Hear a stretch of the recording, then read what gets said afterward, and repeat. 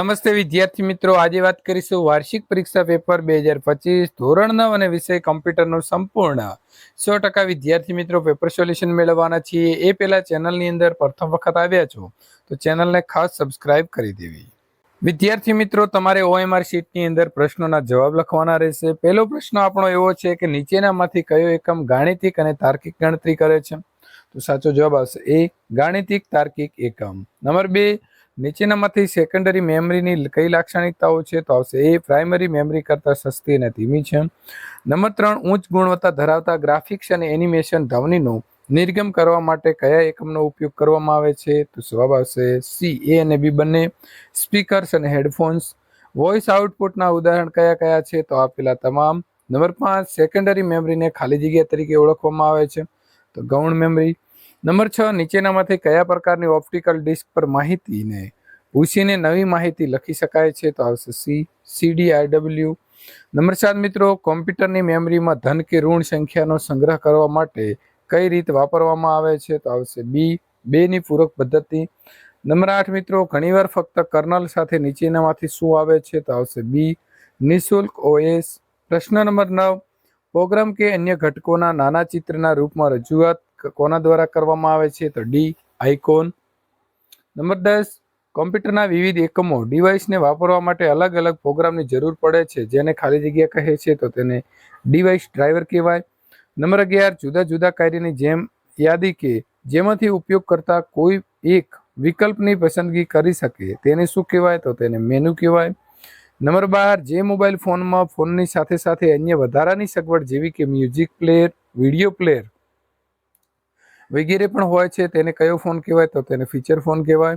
નીચેનામાંથી કઈ operating system લિનક્સની આવૃત્તિ છે? તો ઉપરોક્ત તમામ આપેલી જે છે એ, બી અને સી, 3 આવશે. વિન્ડોઝ મશીન ઉપર સરળતાથી ઉબુન્ટુની સ્થાપના કરવા માટે ખાલી જગ્યા પૂરું પાડવામાં આવે છે? તો UBI એટલે કે મિત્રો WUBI આવશે. પ્રશ્ન નંબર 15, સૌપ્રથમ માહિતી મુખ્ય મેમરીમાં સંગ્રહવામાં આવે છે અને પછી કોઈક સમય તેને ડિસ્ક ઉપર ઉમેરવામાં આવે છે, તો આ પ્રક્રિયાને શું કહેવાય? તો કેચિંગ. પ્રશ્ન નંબર 16, વિન્ડોઝ આધારિત ઉબુન્ટુના ઇન્સ્ટોલરનું નામ શું છે? તો UBI એટલે કે ડી. લિનક્સનું પૂરું નામ શું થાય? તો Linux is not Unix. Application મેનુની અંદર પૂર્વ નિર્ધારિત રીતે કયા વિનિયોગ માટેનો વિભાગ આપવામાં આવ્યો નથી? તો વહીવટ.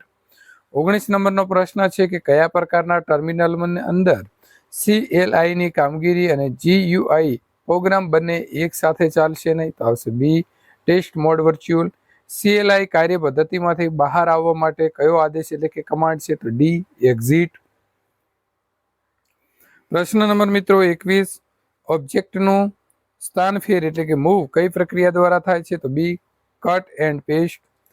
જીનોમ ટર્મિનલને ચાલુ કરવા માટેનો નીચેનામાં ટૂંકો રસ્તો શોર્ટકટ કી કઈ છે? તો Ctrl+Alt+T. તસવીરને મોટી એટલે કે એનલાર્કિંગ અને નાની એટલે કે શ્રીંકી કરવાની જે ક્રિયા છે તેને શું કહેવાય? તો તેને કહેવાય સ્કેલિંગ. જીનોમ ટર્મિનલને ચાલુ કરવા માટેનો ટૂંકો રસ્તો તો મિત્રો આપણે જોયું પ્રમાણે Ctrl+Alt+T. પ્રશ્ન નંબર 25, પસંદ થયેલું લખાણ જુદા બેકગ્રાઉન્ડ કલરમાં દેખાવાના લીધે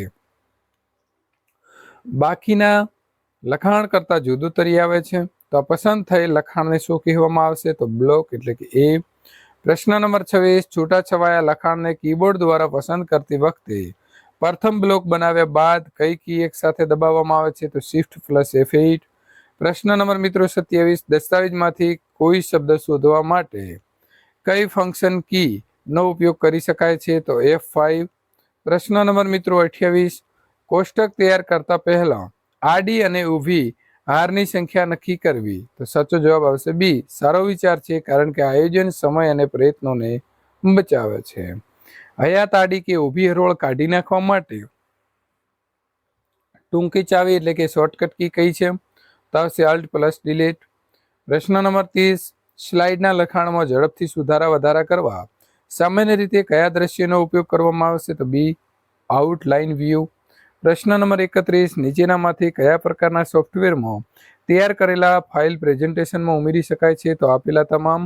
નીચેનામાંથી કઈ વિગત નેટવર્ક દ્વારા વહેંચી શકાય છે? તો ડી, આપેલા તમામ માહિતી હાર્ડવેર અને સોફ્ટવેર. IPv4 અને IPv6 એ શું છે? તો જવાબ આવશે સી, IP સરનામા. નીચેનામાંથી કયું સાધન ડીમોડ્યુલેશનનું કાર્ય કરે છે? તો આવશે મોડ્યુલેટર. કોમ્પ્યુટર એક સાથે કેટલા વિનિયોગ સાથે કાર્ય કરવા માટે સમર્થ છે? તો અનેક. નીચેનામાંથી શાના દ્વારા વેબ પેજને અજોડપણે ઓળખી શકાય છે? તો આવશે B. URL uniform resource locator. ઈમેલનું પૂરું નામ શું છે? તો ઇલેક્ટ્રોનિક મેઇલ. ક્રિપ્ટો એનાલિસિસ એ અન્ય કયા નામથી ઓળખવામાં આવે છે? તો આવશે કોડ બ્રેકિંગ. ઈમેલ મોકલવા માટે કોમ્પ્યુટર અને મૂળભૂત ઇન્ટરનેટની સુવિધા ઉપરાંત નીચેનામાંથી શાની જરૂર પડશે? તો ઈમેલ આઈડી અથવા તો ઈમેલ સરનામું. ત્રીજી પેઢીની અંદર ખાલી જગ્યા લેંગ્વેજની શોધ કરવામાં આવી હતી, તો હાયર લેવલ. વિદ્યાર્થી મિત્રો, આ પ્રકારના સોલ્યુશન મેળવવા માટે ખાસ ચેનલને સબસ્ક્રાઇબ કરી અહીં આપેલી એન્ડ સ્ક્રીન ઉપર ક્લિક કરી બીજા વિષયના આ પ્રકારના પ્રશ્નપત્ર મેળવી શકો છો.